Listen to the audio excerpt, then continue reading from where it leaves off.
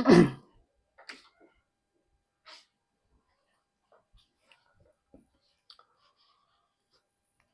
My dear students.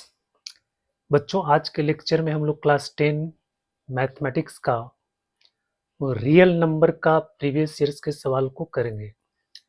पिछले video में हम 5 सवाल को किए थे। इस वीडियो में भी हम जो मोस्ट रिपीटेड इम्पॉर्टेंट क्वेश्चंस है वो 5 सवाल को इस वीडियो में भी हम लोग सॉल्व करेंगे। तो बच्चों, इस वीडियो को आप एंड तक देखना, क्योंकि ये प्रैक्टिस बहुत ज़रूरी है।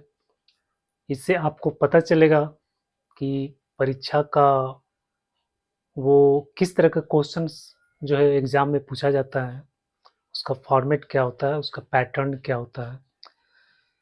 तो बच्चों, चलो हम लोग शुरू करते हैं। देखो, क्वेश्चन नंबर 1 है,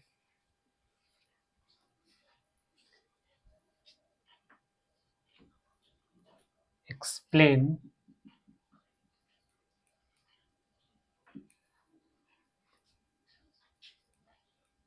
वाई 3 इंटू 5 इंटू 7 प्लस 7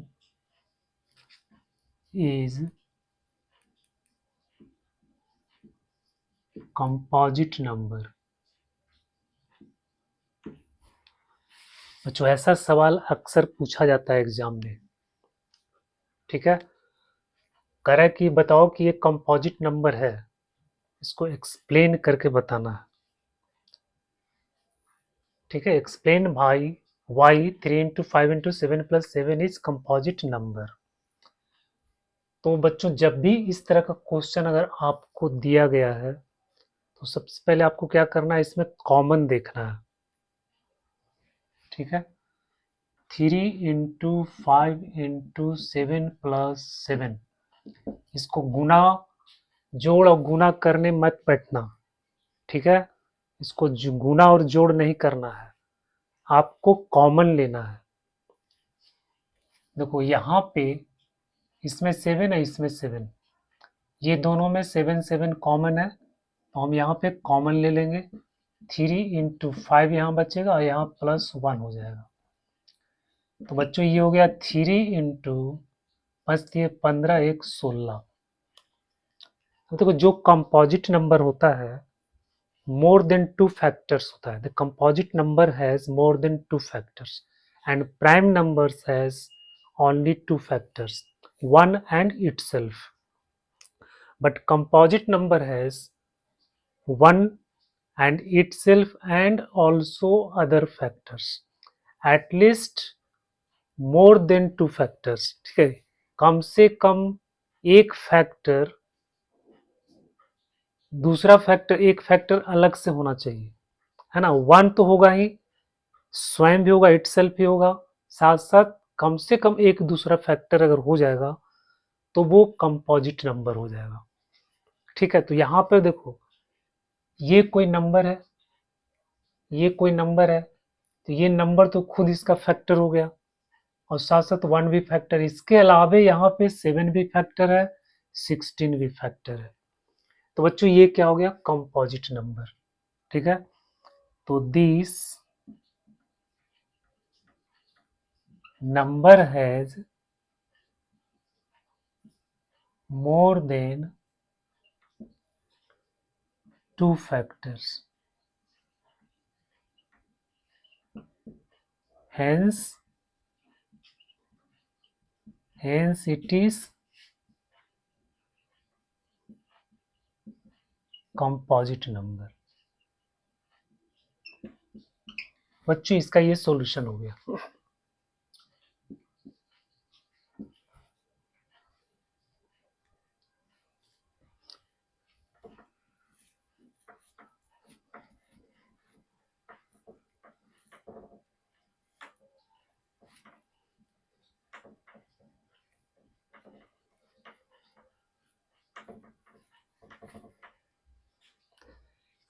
अगला क्वेश्चन देखो,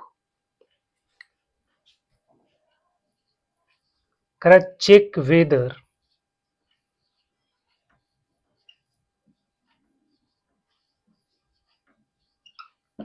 check whether 6 to the power n can end with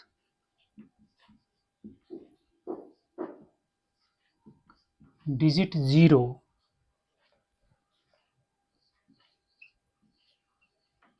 for any natural number.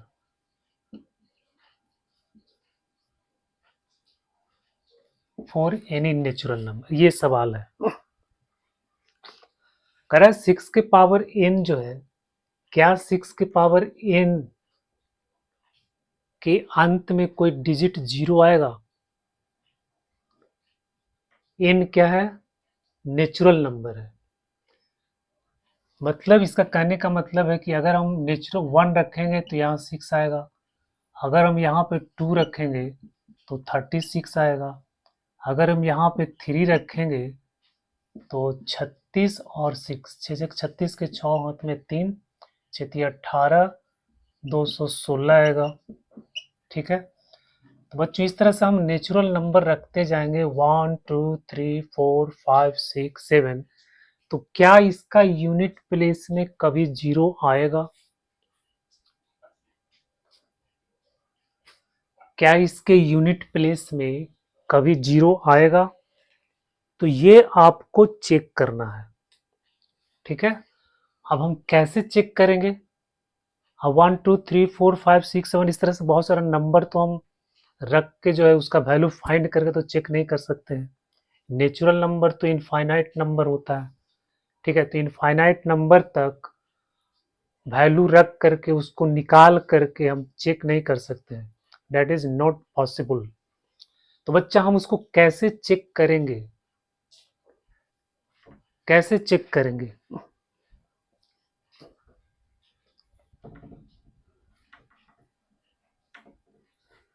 देखो, अगर किसी भी नंबर के अंत में अगर 0 है, जैसे मान लो 20 है, इसका जब फैक्टर निकालेंगे तो 2 इंटू 2 इंटू 5 आएगा। ठीक है, मान लो 30 है तो 2 इंटू 3 इंटू 5 आएगा।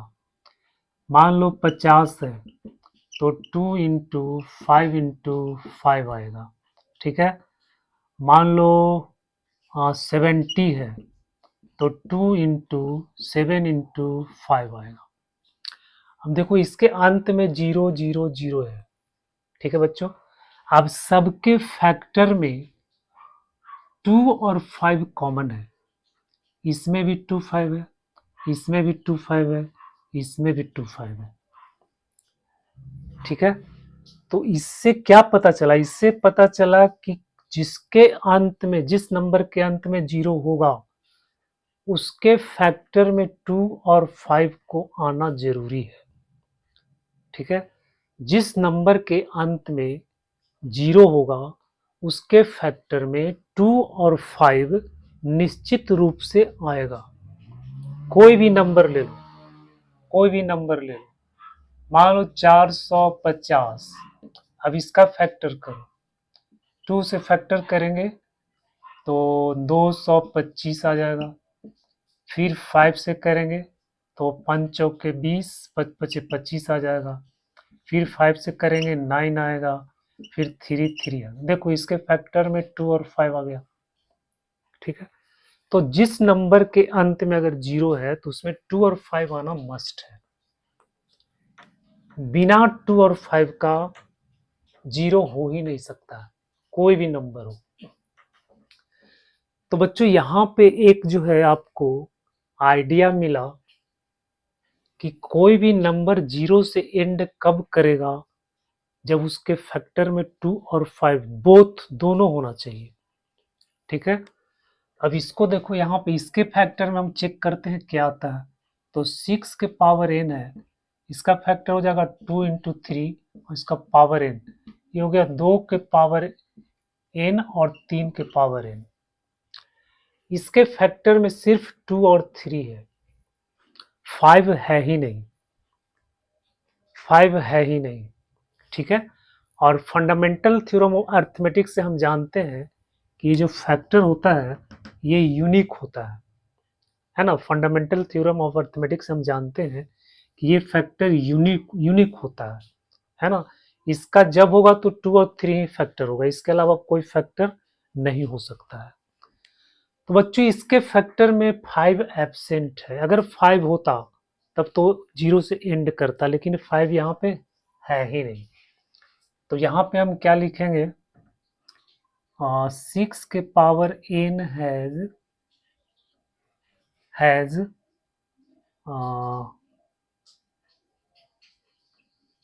only factors 2 and 3।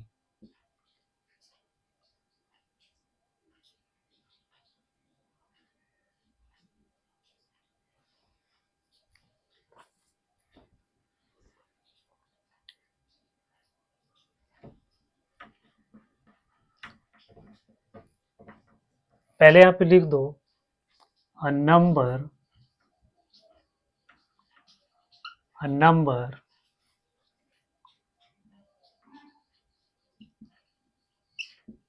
ending with 0 must have factors 2 and 5, must have factors both 2 and 5। 6 के पावर n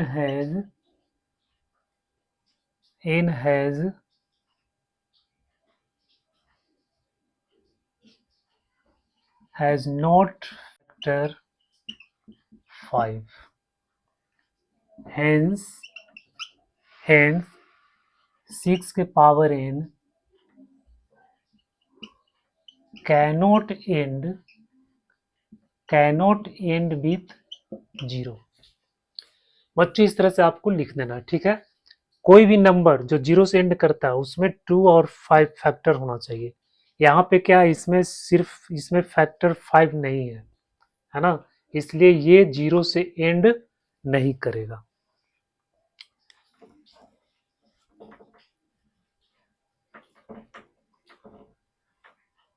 ऐसा बहुत सारा सवाल आता है, कभी 12 के पावर n दे देगा, कभी 15 के पावर n दे देगा, कभी 4 के पावर n दे देगा। ठीक है बच्चों, तो ये सवाल आपको समझ में आ गया। अगला क्वेश्चन देखते हैं, question number 3।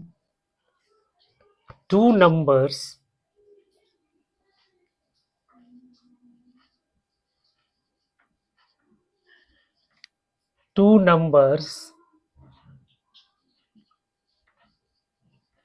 are in the ratio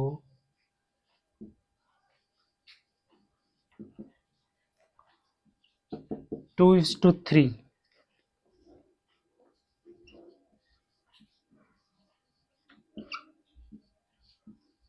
and their LCM is 180.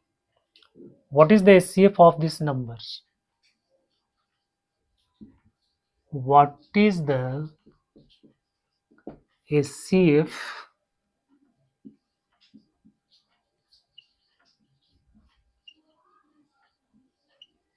of these numbers? ये 2023 का सवाल है, ठीक है। 2023 में ये सवाल आया था। बच्चों कह रहा 2 numbers are in the ratio 2x and 3x, ठीक है। दो नंबर है जो रेशियो में है 2:3, तो नंबर क्या हो जाएगा,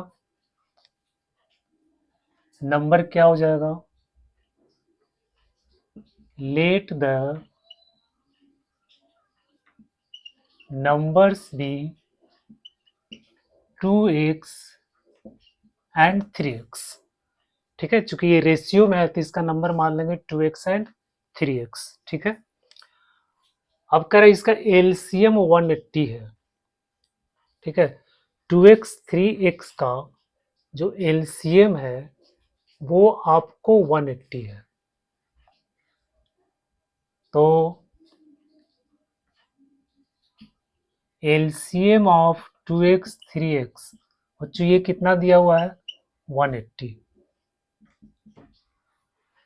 ठीक है। अब 2x 3x का एलसीएम क्या हो जाएगा? 2x 3x का एलसीएम क्या हो जाएगा?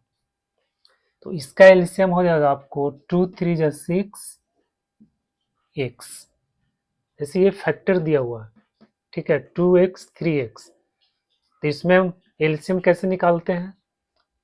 दो पहले फैक्टर लिख देते हैं, ठीक है, 2 इंटू 3 इंटू एक्स, इसके बाद इसका पावर लिखा जाता है, तो 2 का पावर 1, इसका पावर 1, इसका पावर 1, 3 दूनी 6x, ठीक है। इसका एलसीएम आ गया 6x, 6x बराबर हो गया 180, x बराबर हो जाएगा 180 बट्टा 6, यानी आ गया आपको 30।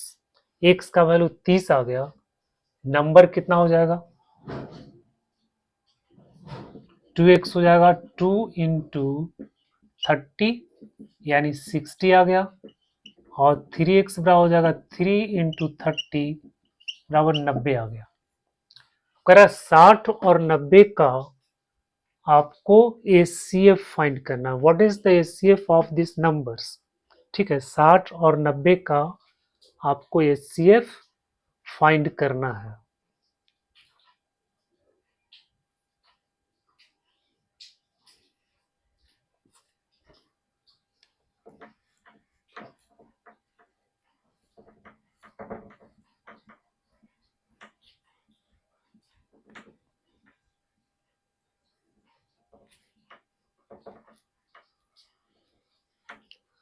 तो हम उसका एचसीएफ फाइंड कर लेंगे। 60 को फैक्टराइज करेंगे,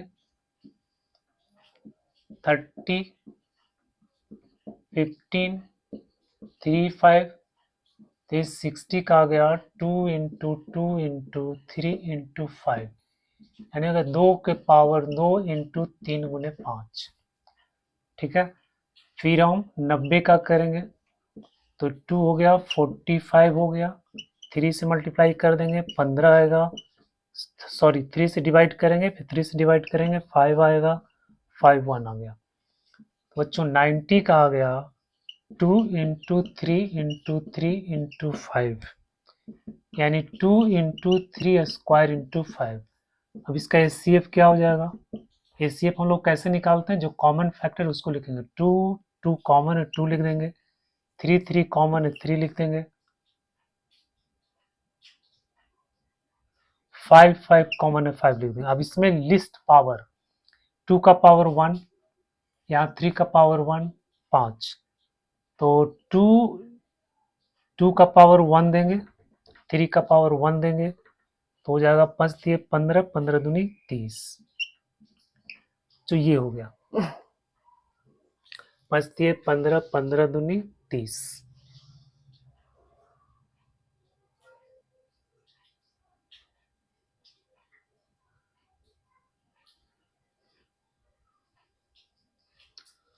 साठ का फैक्टर हो 2 के पावर 2, 3, 5, 2 गुने 3 गुने 5 आ गया, 2 into 3 into 3 into 5, 2 into 3 into 3 into 5, 2 की पावर हो गया, 2 2 कॉमन हो गया, इसका लिस्ट पावर आपको 1 हो गया, 3 का लिस्ट पावर 1 हो गया, 5 5 कॉमन हो गया, तो 30 आ गया।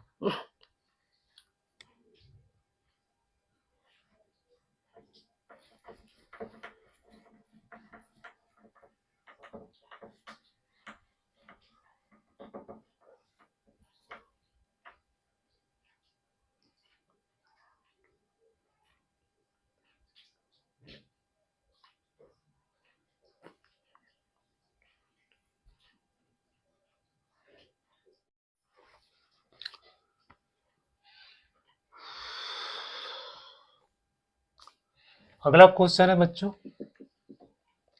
Late x and y be two distinct prime numbers. Let x and y be two distinct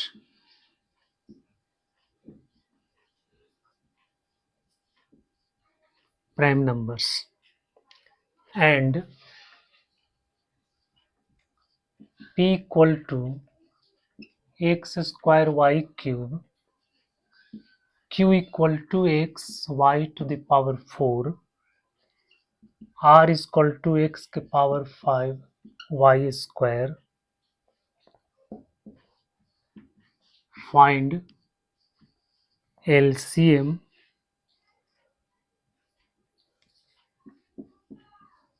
HCF of P, Q and R।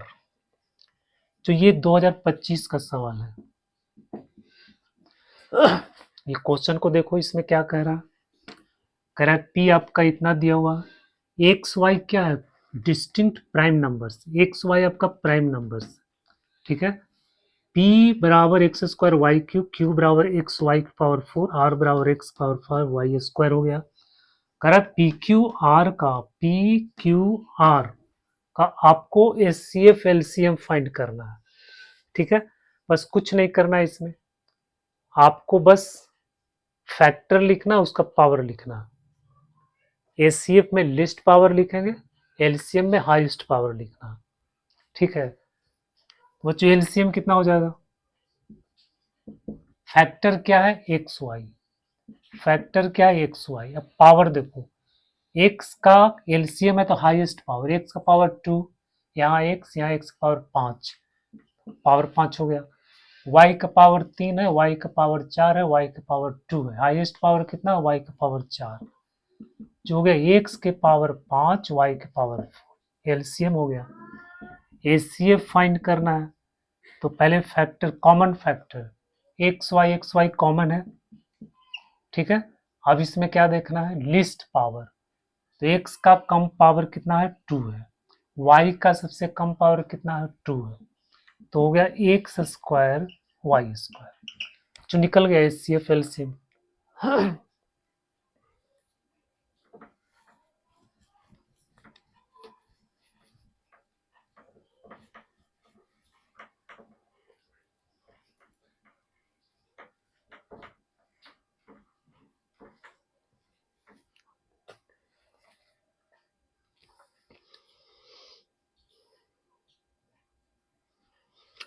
अगला क्वेश्चन है, find the greatest number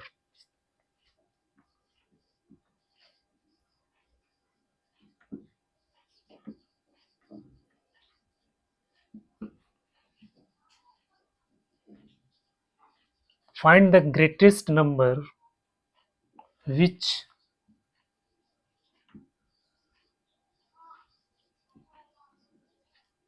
divides 85 and 72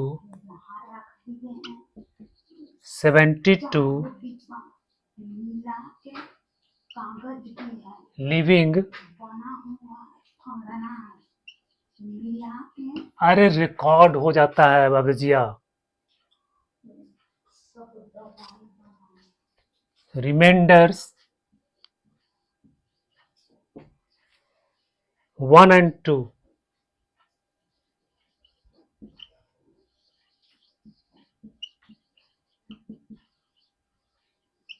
respectively।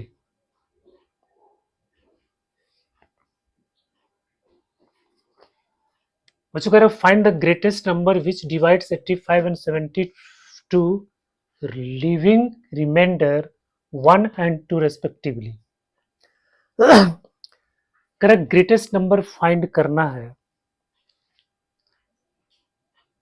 Which divides, जो 85 को divide करता है, 72 को divide करता है, और रिमाइंडर आपका 1 और 2 बचता है। तो कौन सा नंबर है जिससे अगर हम 85 को डिवाइड करेंगे तो रिमाइंडर आपका 1 बचेगा, 72 को डिवाइड करेंगे तो रिमाइंडर आपका 2 बचेगा। तो अब हम कैसे पता करेंगे, इसमें क्या करना है सवाल में,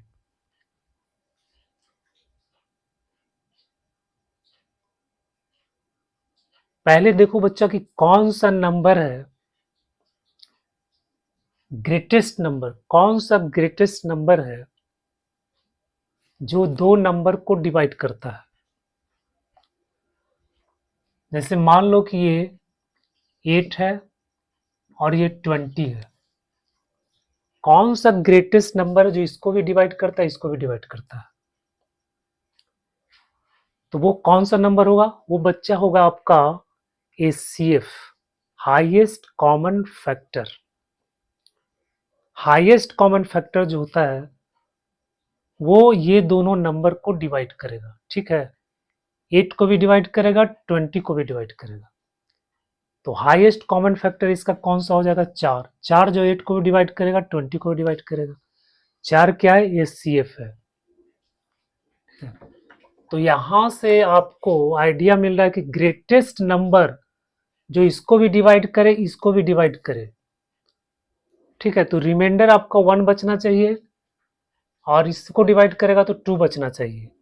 इसका मतलब क्या हुआ कि अगर हम 1 को इसमें से घटा देते हैं और 2 को इसमें से घटा देते हैं और वो दोनों नंबर का अगर हम HCF निकाल लेते हैं तो वही आपका आंसर हो जाएगा, ठीक है? क्योंकि 1 जो है इसमें एक्स्ट्रा है और 2 जो है इसमें एक्स्ट्रा है। तो बच्चों इसमें क्या करेंगे, हम पहले 85 में से 1 को माइनस करेंगे। 85 माइनस 1 हो जाएगा 84 और 72 में 2 को माइनस करेंगे, आपका हो जाएगा 70। अब ये दोनों नंबर का आपको HCF फाइंड करना है, ठीक है? तो इसका 84 का फैक्टर करो तो हो जाएगा 4 2, फिर 2 से करेंगे 2 1, 3 से डिवाइड करेंगे 7 आ गया। तो 84 का फैक्टर हो गया 2 के पावर 2 इंटू 3 इंटू 7। इसके बाद 70 का निकालेंगे तो हो गया 35,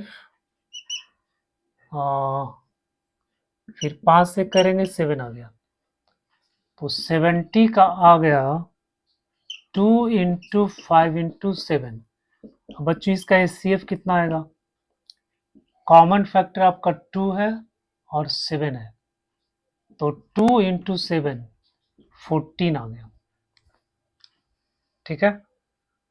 14 जो है 14 ऐसा नंबर है जिससे इसको डिवाइड करेंगे तो आपको रिमाइंडर 1 बचेगा और इसको डिवाइड करेंगे तो रिमाइंडर 2 बचेगा।